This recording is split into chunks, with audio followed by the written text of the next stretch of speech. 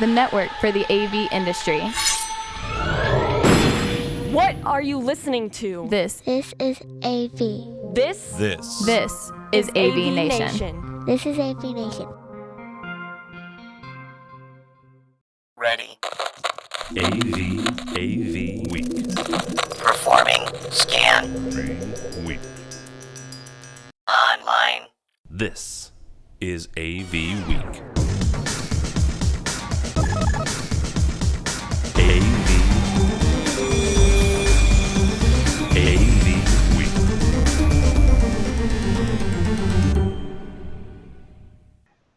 Good afternoon, everybody, and welcome to another edition of AV Week. I am your host, George Tucker, on this lovely October day. Well, at least here on the East Coast it is. I want to welcome you to AV Week, your source for news and information in the pro AV world.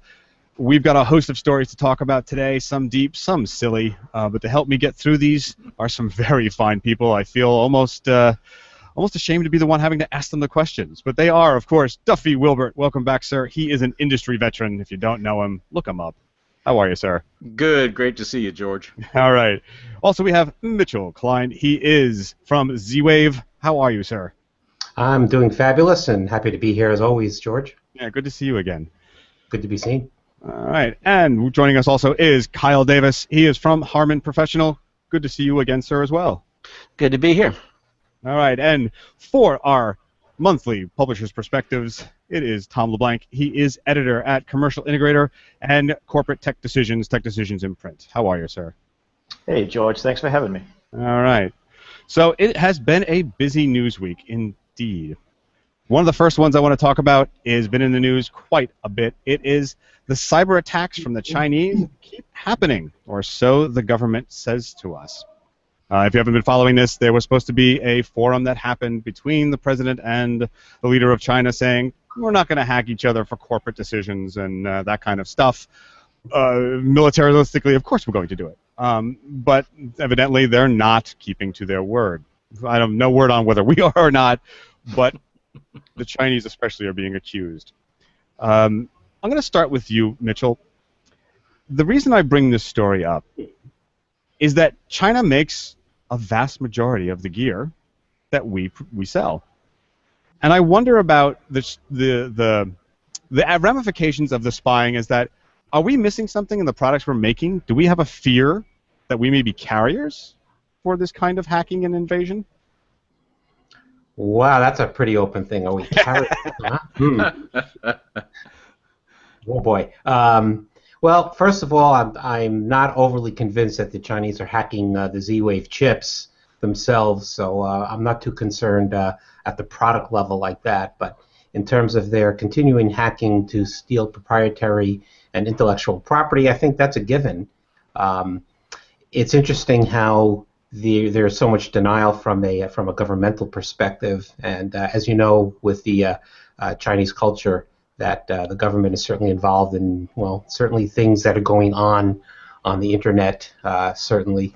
But that's a fair question. I don't believe it's all got to do with just governmental, with where's it going with this? With military.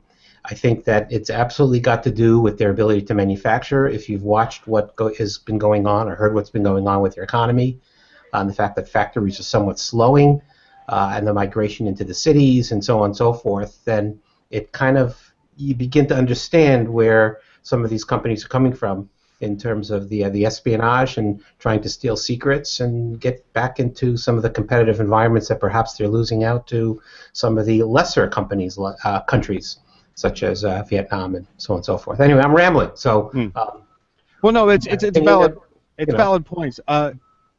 Kyle, let me talk to you about this. This actually broaches into a bigger topic of protection and being an industry which has been going headlong into Ethernet and networking. Paul and Bradford Ben especially talk about this a lot. What are we doing as manufacturers and providers of this stuff to inform the end client and our own installers that they need to be safer, that we need to protect against something like that? I mean, what if you're installing it in a Fortune 100 CEO's house? Yeah, definitely. I think it's not something we can sit and wait for a political solution for. I mean, the idea that tomorrow two people are going to shake hands and all of a sudden all the hacking is going to go away is probably not realistic. It's something that we actually have to address, and do something about. And AV is an issue with that. I think some people think of that, have historically thought of, AV network security. It's not a big deal, because the idea that comes to people's heads is, somebody's going to hack your projector in your conference room and change the input. What's the big deal? And it's actually more than that. I mean, not that that's not something that may happen, especially now that we have things like digital signage. I read a Gartner report actually recently that said like 20% of companies by 2018 are going to have digital vandalism of some sort, experience some sort of digital vandalism by 2018, which is a pretty big number when you think about that. But that's not really the big issue, because with this kind of stuff, where AV comes in is that if somebody can gain access to a device is really just it's a computer of some kind, right? I mean, it's obviously specialized and more complex than that, but there are parts of the device where if you can gain access to that device, you can there's always the potential to find a way to load code on it, and then that code can do other things. So, not that we've never seen that, ourselves, but it's the potential is there, and that's why, as with any device that you put on the network, the potential of threat is there, and that's why you protect it. Any device is something that you want to put out there and protect. And as far as what we should be doing, I know from a Harman perspective and an AMX perspective before that, we've been putting out, stuff. We have Paul Zealy, I know, has been on this show a lot of times, has, spoken a lot about that and put out, what we can on that. But ultimately, it's just something that's responsible. It's everybody's responsibility, really, to make sure that we are all aware that network security is an issue, and it's something that's worth looking at, because the IT companies, the companies out there, the IT departments need to be aware of it, and they are increasingly more aware of it, and they're going to be asking us about it, and asking us as integrators and as manufacturers on my end, what about this? What can we do? Do you have this protection? Do you have this capability? And you need to know what those words are, and you need to know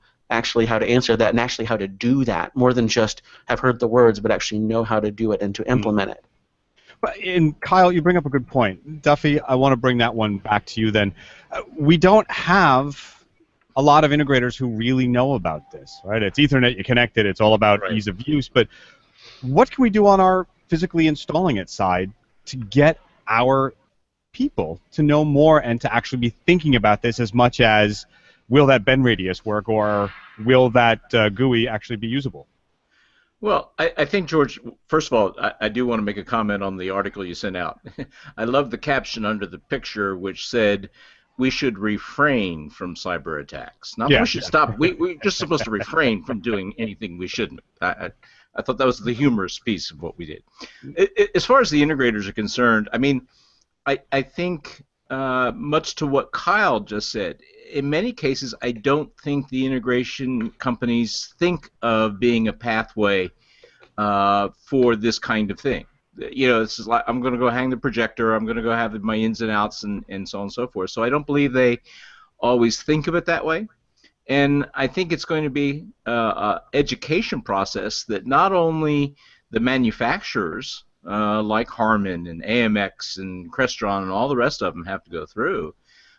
It's going to be acknowledgement, explaining to the integrators what the problems are, or what the dangers are, but then how to take care of it. Because I don't think the knowledge is there to know how to handle those and how to handle that situation in many cases. So I think it's a large project that's going to require the whole industry to gather around and first understand what the dangers are, and then come together as a group and figure out how we're going to go after it. And it's going to take people at every level to become engaged.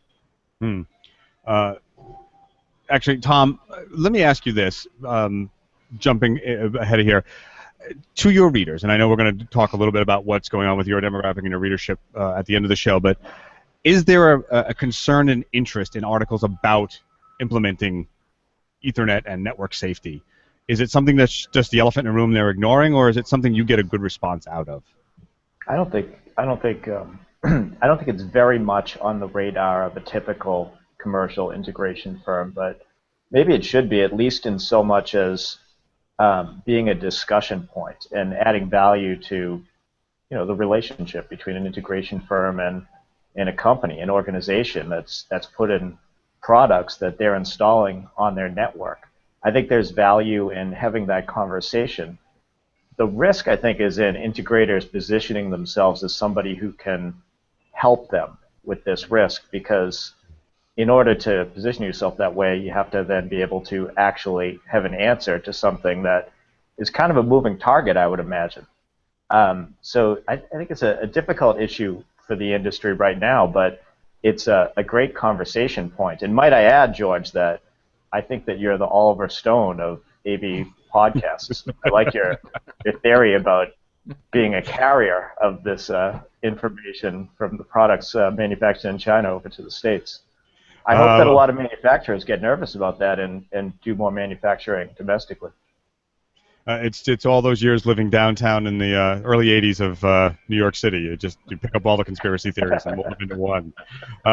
Mitchell, you wanted to show us something that you thought was relevant, maybe even a bit demonstrative of what we're talking about. Yeah, perhaps even scary, and talk about conspiracy theories. And I mean, it's a great conversation, because when you talk about hacking, a lot of times people are thinking about software related or stealing your private information off your computer.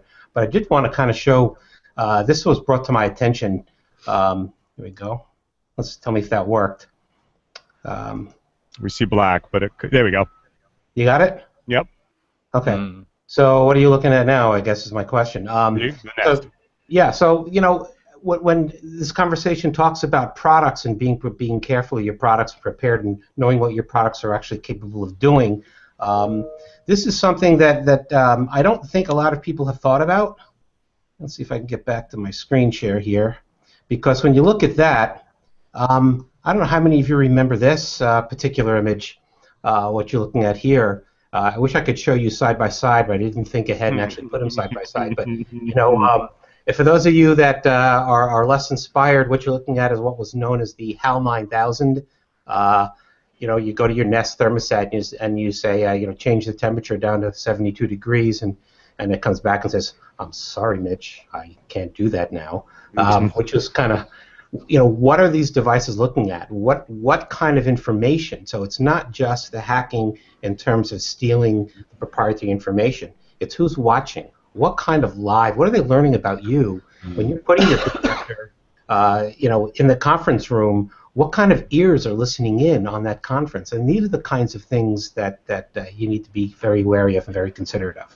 So. Yeah, no, very, very true.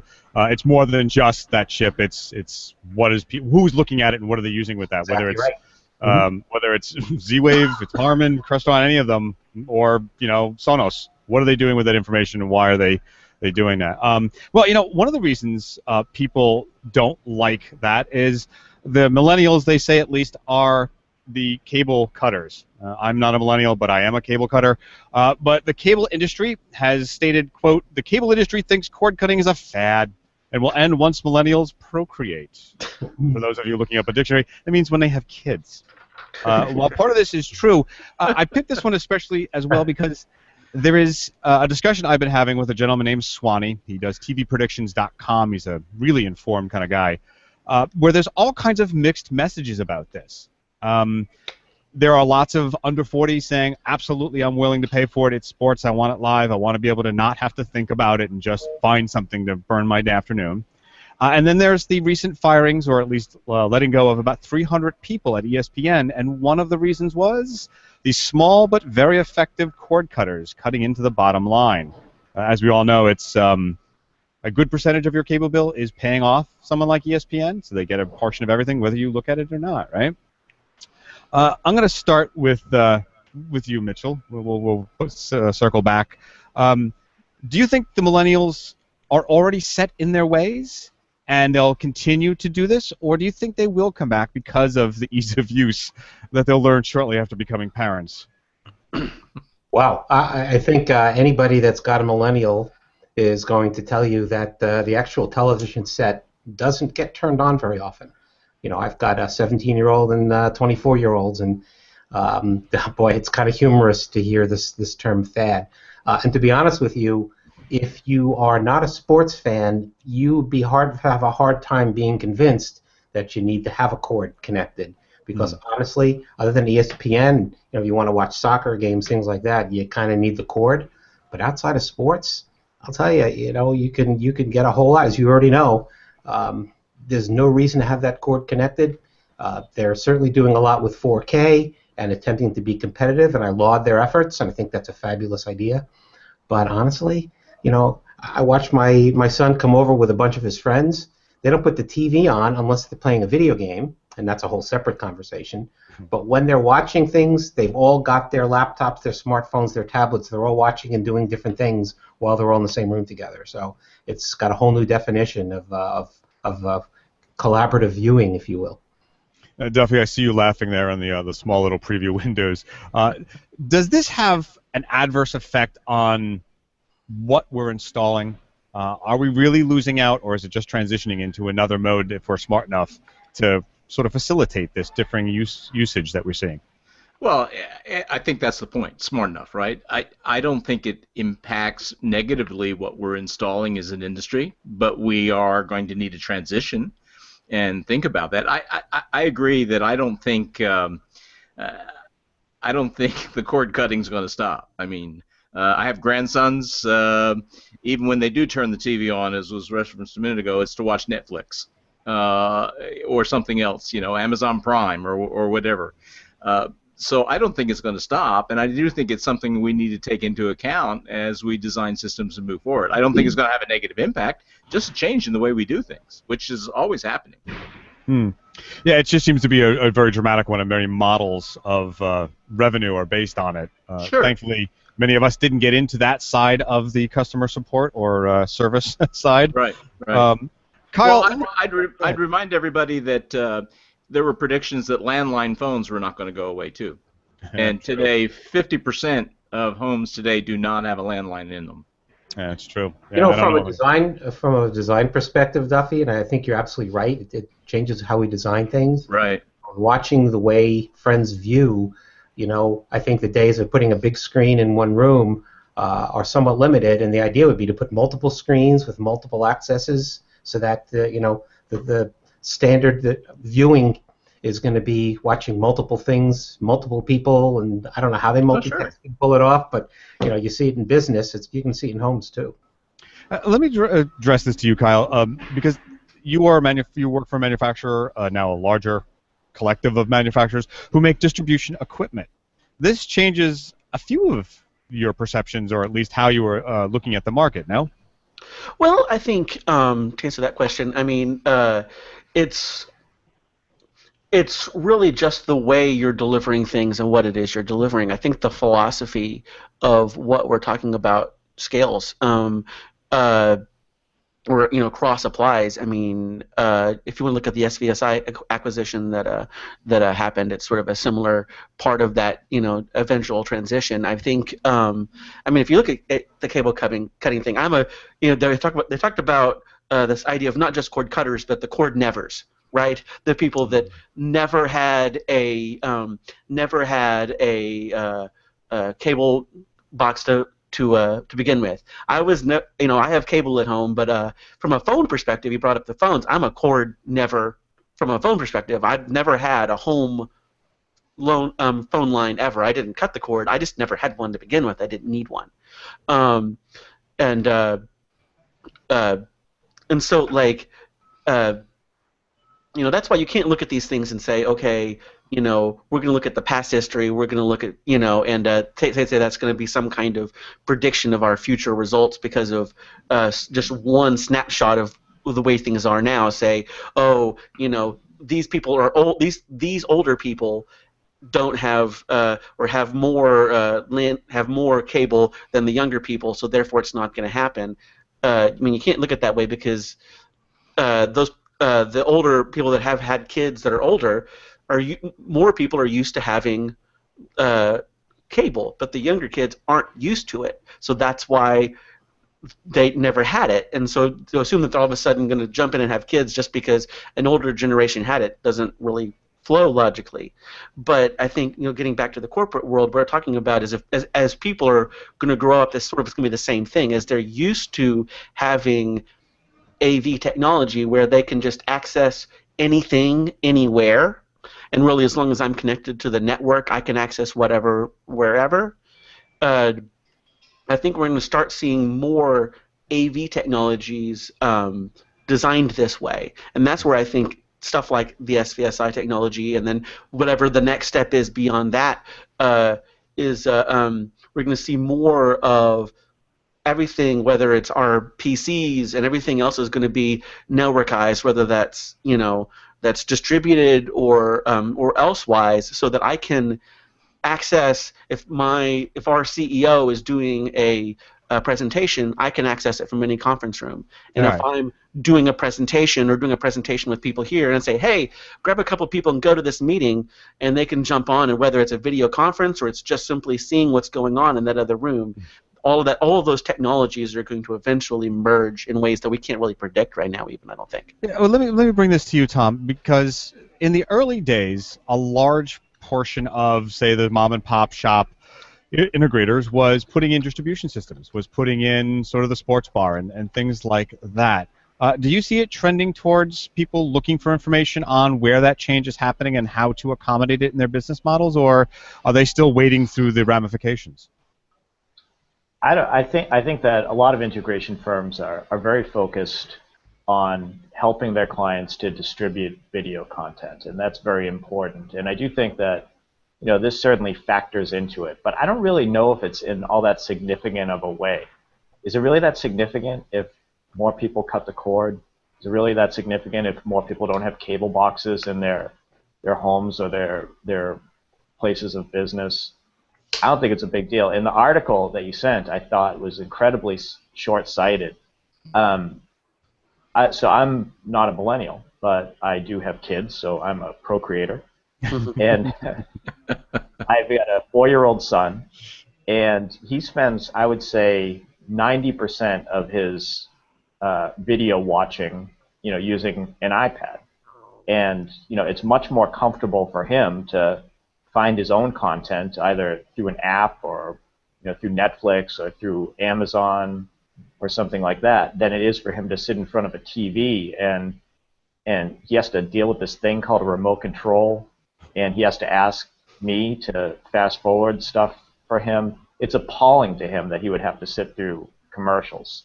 So the idea that having kids makes cord cutting more difficult, I think, is actually the opposite of the truth. I think it makes it a lot easier. Yeah, I completely agree with that, because that's been my experience too. I have a 6-year-old, a 5-year-old, and a 3-year-old, and now they do watch stuff, on the TV, but we watch stuff on the Roku, right? And so my 6-year-old knows how to use the Roku remote. There's like 5 buttons on that thing, right?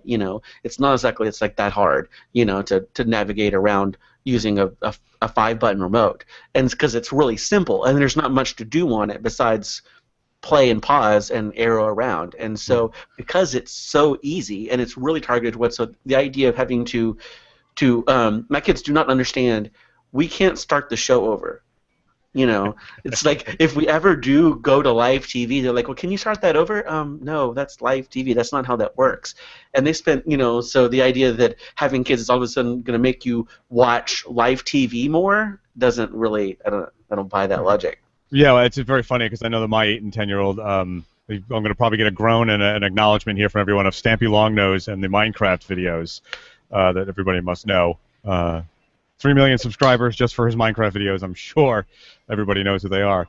What this does, George, is this brings it back down to that same conversation: is how does this impact, how does it impact the viewers here? And honestly, I think it has a positive impact, because what it means is your infrastructure has got to be designed properly for the cord, for the way we've been doing it, and obviously for the network, to ensure that you've got the robust, the distance, the bandwidth. I think it bodes actually well for our industry. So I'm just bringing it back home for you. I mean, I think Yeah, no. I mean, well, it deviated a little bit, but it is sort of thinking into the logic of, are they right? And we're all saying no, they're not, and yet still people like Mr. Phil Swan insist that Nielsen's right and that they're going to be getting more subscribers and that the future is very bright. Although I call that the Swanee inverse square law, because he keeps, every time he mentions it won't happen, it does. Same with small screen viewing he did a few years ago. Oh, George, I shouldn't have said the article was short-sighted. The writer of the article was pointing out that the study was short-sighted. Oh, yeah. No, valid point. Well, yeah, let's move on. MSOs, I'm sorry, MSOs are not just taking it lying down. I mean, they're doing such things. Let's talk about the live TV, for example. I can actually restart my live TV because I'm using, I'm using Fios or Fleos, whatever they're calling it. I'm using Fios. I can pause it and answer the phone. I can go back. I can rewind it. So actually, they're doing some things. Again, I don't know that it's going to stop this trend, but they are certainly doing what they can. And even Comcast just announced that they're going to be offering mobile service. So, Right.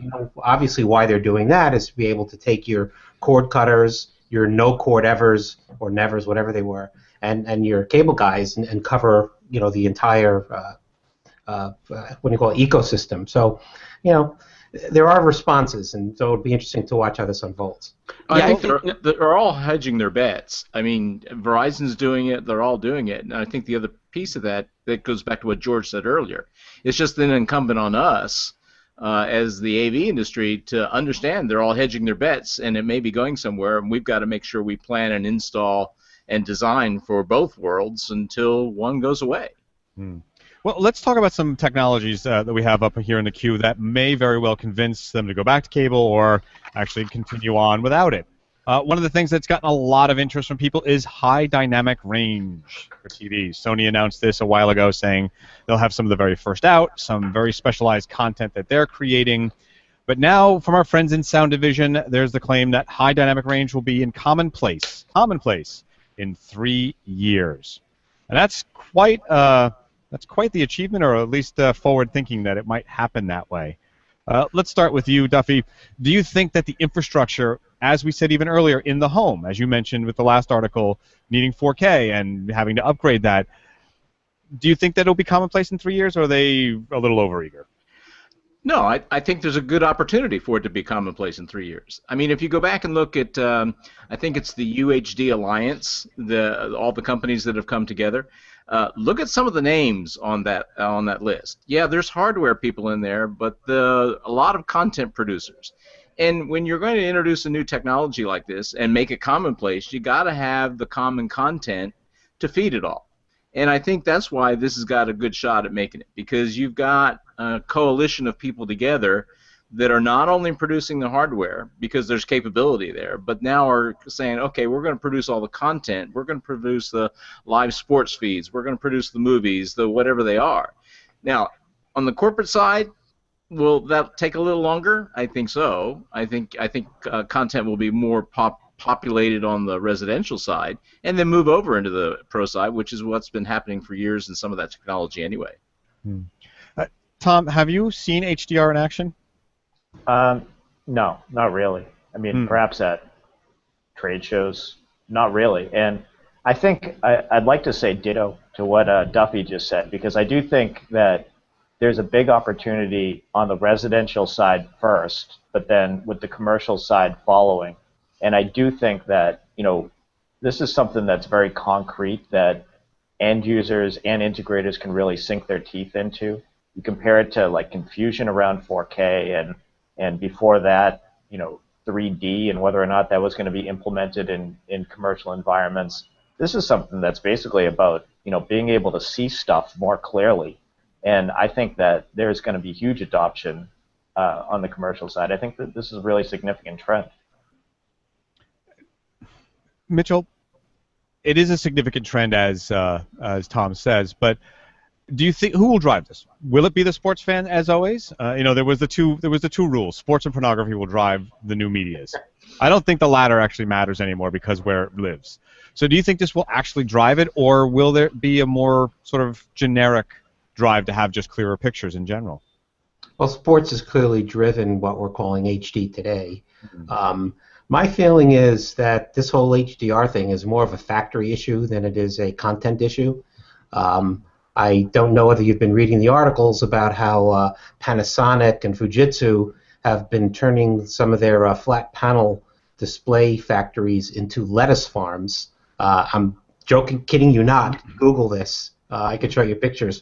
It's really turned out that growing lettuce is not only more profitable for them, but I guess they could say they're going green. I'm sorry for that, but but this is how does the manufacturer determine how do we sell more TVs? And I think that's more driven from that end. And as much as the hype might be, oh my God, it's a deeper color, it's a this or that, it's really going to be at some point that's all you're going to be able to buy. And I think that's really where it's headed. That's why the predictions about the how many are going to be sold is because that's all you're going to be able to get at some point.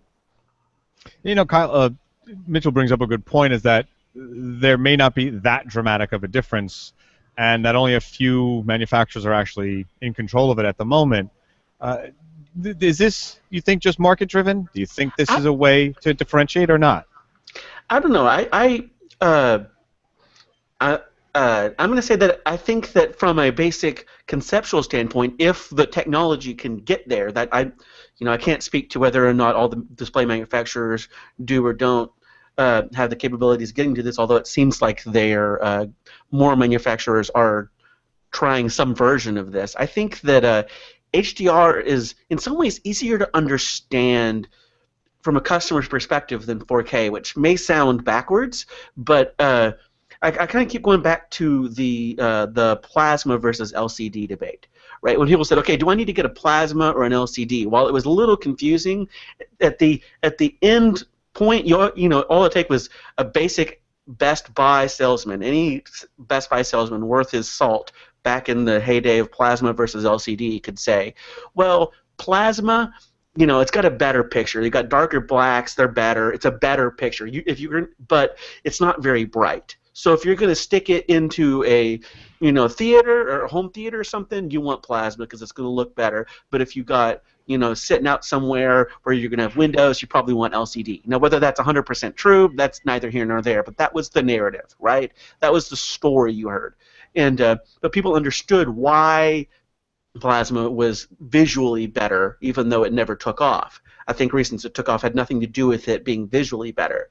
And so I think I think people can understand, if they don't understand the technology behind it, they can understand, okay, HDR means it's going to be a better looking picture. It's going to actually be prettier.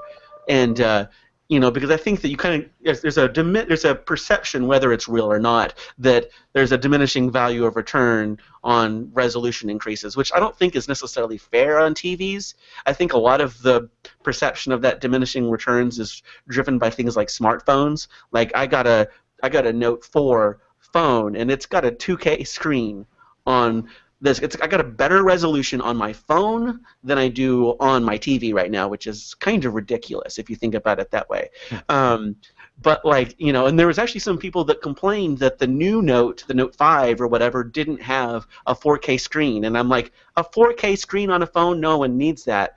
But I think some of that carries over, and I know with my wife, I've mentioned 4K, and she says, what do you need 4K for? You don't need any more resolution than 1080p. That's fine. Right, and they don't understand that the more resolution, but if you can say, okay, I got a better picture. Well, wait a minute. What's the famous quote from? Was it from Microsoft? From Bill Gates? 2 megabyte of RAM or whatever it was should be enough for anybody way back in the day. Right. It's not necessarily accurate, but that's the perception, right? All right. Well, let's talk about some stuff about the better picture. You mentioned better picture. There are some new products coming out that offer some really cool stuff beyond HDR.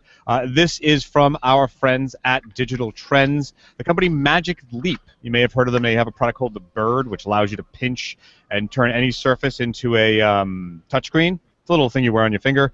They claim they have the Magic Leap offers a peek at this mysterious AR tech. That's the augmented reality, I believe we're calling it these days. And they claim, if you can watch the video, that this was shot. And those of us listening on the audio, we're seeing a video image of this product without using glasses, with just a small wearable, able to give us this sort of very depth perception relevant image, and it actually will utilize the environment it's being broadcast into for your eyes. A very interesting thing, but they're being very mysteriously close-shopped about it. This is all they teased us with. Let's start through the world here. Duffy, do you think that this is something that would actually get us a new implementation and a new installation base, or is this just fantasy at the moment? You know what? I guess I'm a little biased. I think it is fantasy at the moment. Will we get there? Sure, we will. The other thing that I tie this back to is a little bit of our conversation a few minutes ago when we were talking about cutting the cable and individual people watching screens. A lot of this virtual reality is tied to the individual, tied to what you want, what you need to see. And so in the individual meeting space or pro AV space, I just don't see it being there yet. Now, in the classroom, sure, absolutely, scientific and that, but I think it's got a ways to go before we ever get there. Mitchell, let's bring you in on this, and let's talk also about, I'm going to show up on the screen, the haptic system that also sort of ties into this. There was a haptic system that lets you feel a projected image as if it's there. Combine this with the Magic Leap, combine this with, say, their Bird product, which is that little finger-mounted controller that lets you turn things into a touchscreen. Do we have a new dimension here? Do we have a new paradigm, or is it, just more silliness? Well, it's apparent silliness when you look at the immediate implementations of it, and I think you really need to look beyond that and realize that this is not just a trend. This is where it's all going. Between VR, AR, I don't know, it's haptic HR, I don't know, haptic reality. It starts all with gaming because that's obviously the big platform where it's all coming from. But this is very, very, very significant. Yeah, this video here was scary to me in terms of where it's all headed. It's not just on the commercial front. It's not just on the residential front. It's in your car. It's in your school. It's everywhere. This is real stuff. And as I said, the technology is being tested in ways that we may see as not relevant, but we have to look past the demos they're doing and look at the real implications. Tom, as we're still showing some of the video, I see teleconferencing here. I see product demos. Are we seeing the end of the trade show, or are we seeing the end of sort of the have to fly over to see someone, or is it still that you have to be there and meet and greet and share a drink? I mean, I think that's not going to go away, right? I mean, as much as we have the ability to connect in other ways nowadays, we still want to shake hands with people. We still want to have a drink with people. But that being said, yeah, it's huge, right? I mean, it's another element to share information. It's another depth to the information, another layer of depth to the information that you can share. It seems hugely significant, and I think, Duffy made the point earlier on a much different scale. Remember when people thought it was outlandish to not have a landline? Mm-hmm. Well, if you were able to think beyond that and see where that technology has taken us, or where the alternate technology has taken us, it kind of illustrates how once you get a seed of a new technology, it's almost unfathomable where it's going to end up. And I think that something like this is just really the start of something that will be hard for us to explain now, but hard for us to imagine it didn't exist a few years from now. Kyle, you mentioned that you have kids and that they don't want to have to do anything with the remote past the Roku. We have kids who think that everything's a slide touchscreen. Do you see the potential here that there's a whole new brand of children's television to come out from something like this, eh? Yeah, I mean, I think so. I think the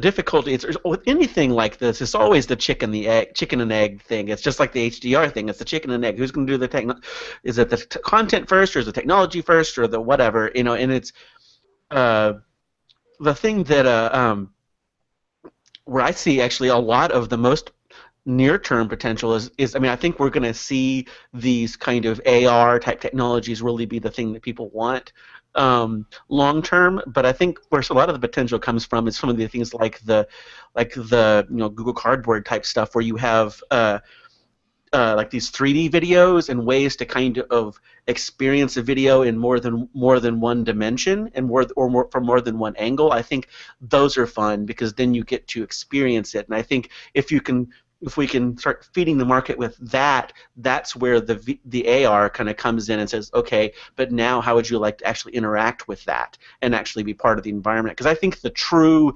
VR type thing that we, in the classic sci-fi novel idea where people are going to be wearing masks and hands and manipulating stuff in space, or or sticking a thing in your head like in Matrix or something. I think that isn't really what people want. I think if we're talking about the ways to go in and communicate across distance, I think ultimately people want to interact. There's two different activities. There's interaction, and then there's viewing. With viewing, I want to sit and be immersed, as immersive as it can be. That's why people still go to theaters, even though people have been saying for a long time theaters are going to die, theaters are going to die, theaters are going to die. The niche where theaters have found their niche to still survive is when they can provide a good experience, right? An immersive type experience, and that's where cinema in the traditional theater still survives. And I think with viewing, I think that's where you want an immersive experience, but like the interacting, it's like there's this need for how can we make it where the technology disappears as much as possible. So I think you're going to see two different kinds of veins there. Let me riff on something you just said about the technology disappearing. A good example of that is something you just brought up, which is the Google Cardboard. Now, if you don't know what this is actually a fold-out with two lenses supplied AR kit. You make it out of cardboard, and you can get AR with some dimensionality. From our friends at Newsfactor, it shows that with the New York Times going to be sending 1 million Google Cardboard headsets, they say, to subscribers. That they're going to be able to watch some content that they produce for news and be sort of augmented reality. Tom, we've gone from the very high-tech and multidimensional and the haptic across long distances and projections to the very simple. I ask you this, does it mean that AR actually has a future and is really of interest because you can go so cheaply to it? Or does this show something else? I think it shows that we'll find out if it has a future, because we're going to have, I forget how many, but over 1 million people to consider whether or not it's a technology that matters to them. And although crude, although that's probably part of the marketing plan, it's a pretty clever idea, and I'm very curious to hear what people say in social media and what they write about this once they experience it. Duffy, very simple, very cheap, very inexpensive to do. Do you think this generates interest in someone getting a real system, or even a gamer saying, "I want you to install this for me"? Or, like Tom said, the gimmick that only time will tell. I think time. I agree with Tom. I think time will tell. I think this is a great way to get the technology out there for people to try it. For what's the content going to be on the apps that go on the phones that go in the Google Cardboard? How are they going to work? Most of them that I found so far are gaming apps, which goes to the point before that a lot of this is being driven through the gaming industry. So it'll be interesting to see how it moves forward. And what the acceptance rate is and what kinds of things we can do with it before it would really drive into be a commonplace thing that we start installing in the Pro AV side. Well, let me take on to another story that sort of tags on to this, because all of these technologies we just looked at, even Google Cardboard, are meant to be very easily implemented, right? And an article that Mr. Kyle Davis wrote examines this idea about the real power of intelligent automation is not even having to think about it. And I think this was generated from a discussion among some of my associates at AVNation, and it was from it was the CEDIA broadcast. Am I correct, Kyle? It was from the CI Summit, actually. CI Summit. My apologies. So the question is, technology should be so easy that we don't have to think about it. Mitchell, I'm going to start with you. technology should be so simple that we don't think about it. Now, you gave the example of Howl and Nest, premised on the fact that it doesn't want you to have to interact with it once you set it up. You've already expressed the dangers, but is there really an advantage to that kind of intelligence? Well, obviously that's the promise, I should say. You know, the promise of the smart home, the promise of the smart car, the promise of the self-driving car. These are all the promises that ultimately, your wish is my command. We've got a bit of a ways to go, but we're seeing it in just being able to unlock your door by just taking your phone out of your pocket. You're seeing it with some of these artificial intelligence built into things like Nest, some lighting systems, some security systems. The Ring, I think, is coming out now. So ultimately, that's the promise. Getting to that point, the implementation is huge challenges because you have so many different, and I'll use the term loosely, standards. Which one are you going to go with? What is the interoperability? What is the deployment strategy? We've got a long, long, long way to go before that's going to happen, given all the battlefields, and therefore all the integrators, whether you're commercial, whether you're home, whether you're car, they're the ones who are going to deliver on the promise. But I think this is definitely what people want. They don't want to have to think about technology. Duffy, does this pose a problem for an integrator, though? We put it in once, it starts thinking for itself, and we need it. No, I don't think it. I think there's two pieces to this. The first part is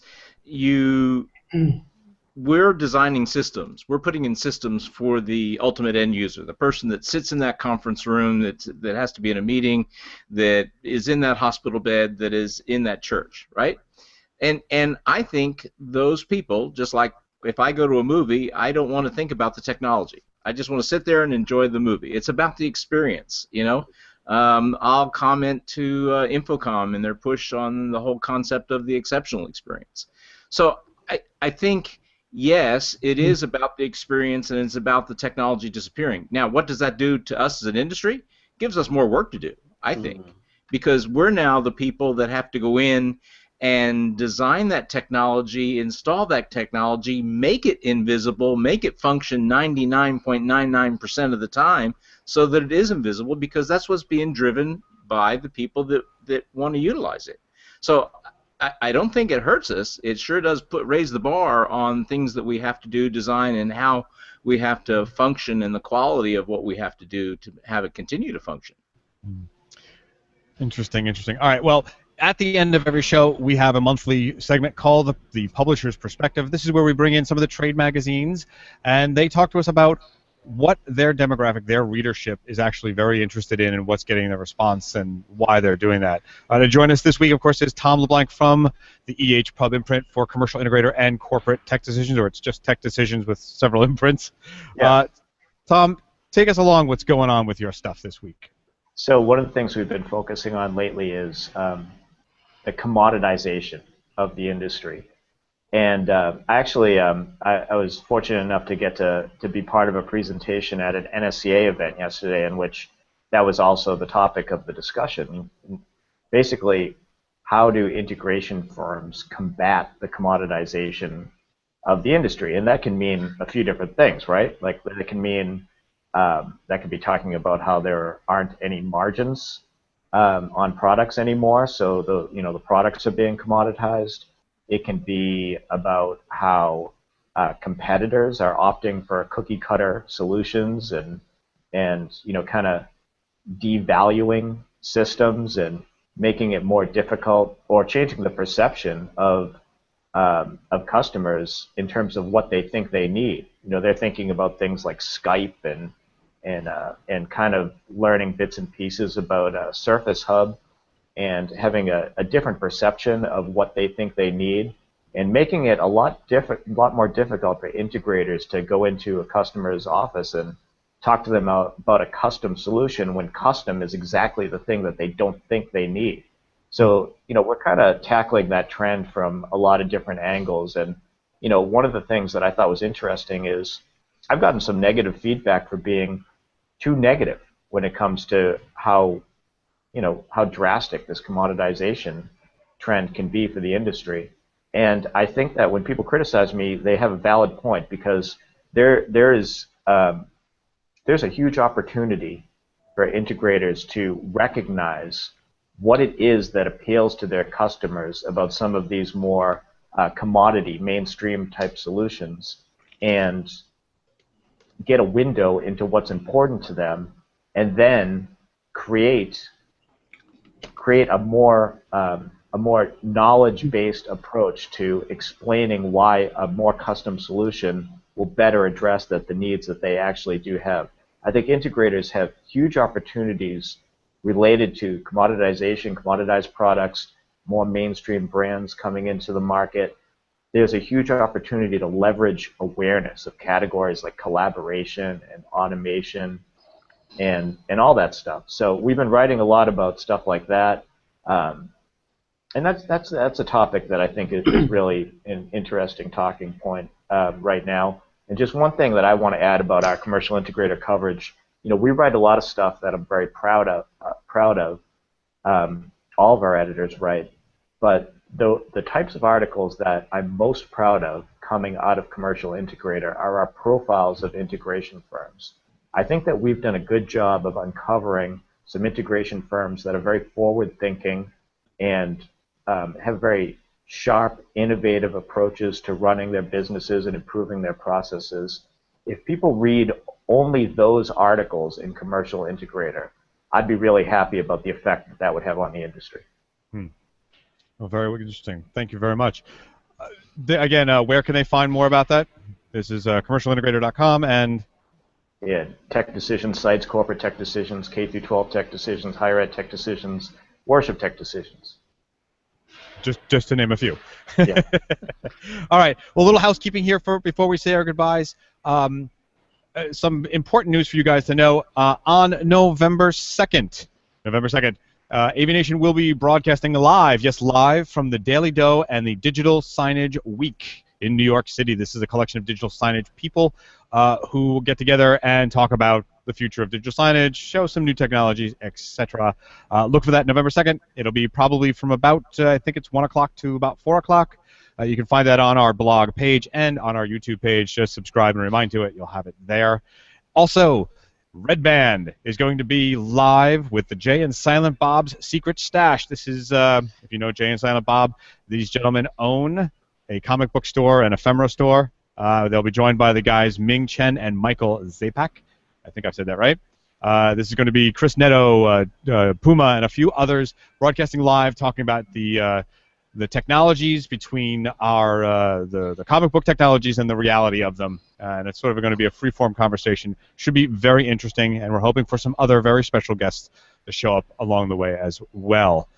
We also have another one set up for October 29th. I cannot release the information yet because October 29th, but there will be a live broadcast from a company celebrating AV Month, and we'll go over some stuff about that. So keep an eye on the site. That's avnation.tv for that. And finally, well, there was one more and I completely forgot it. Oh, finally, we have a new show premiering next week. David Danto's Connected, about mesh networking, the Internet of Things, and the technologies and topologies around it. It's a very interesting show. You should check it. Tuesday it drops, and I hope that you find some real value out of it. It's been a really good conversation today. I want to thank our guests. First off, Tom Leblanc from EH Pub's Commercial Integrator and Tech Decisions. Sir, we've already said where they can find more about the magazines, but where can they find out more about you and what's going on? Well, Twitter, I guess, LeBlanc Tom and Com Integrator. Thanks for having me, George. All right, good to see you again. Also joining us from Harman Pro, Mr. Kyle Davis, or in print, S.Kyle Davis. Thank you again, sir. Yeah, thanks for having me. And where can they find more about you and your company?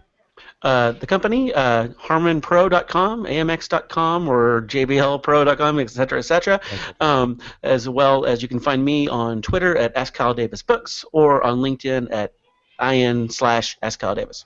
There you go. Also joining us, good to see you again, is Duffy Wilbert. Sir, glad to have you on. Anything you want to tell people about your latest incarnation and things you're doing? Oh, I'm just doing a little bit of everything as I look for what's next. You can find me on LinkedIn and check out my profile there, or certainly I'm on Twitter as well, #MemberMaster. Yes, and some good stuff coming from that. And finally, but not least, of course, our good friend Mitchell Klein from Z-Wave. Thank you for joining us again, sir. Always a pleasure. And talk about mesh networking and interoperability. Hey, that's us. You can find us at z-wavealliance.org. That's org, not what you were thinking. And I am also on Twitter at Mitchell_Klein. That's Klein. And hey, look forward to coming back. It's been fun. Good. Thank you all for being on, and I want to appreciate. Let me start that again. Thank you all for being on, and I want to thank everyone who's been watching today. We appreciate it. Do us a favor, though. We have a number of underwriters who help keep this station going so that we don't have to go hat in hand to you. There they are on the screen. Please send them a note and say thanks very much for doing that. We really like it because we'd love them to hear that. For my guest and for the folks at AVNation, I want to thank you and have a good day. We look forward to speaking with all of you again very soon. The network for the AV industry. What are you listening to? This This is AV. This This is AVNation. Nation. This is AV Nation.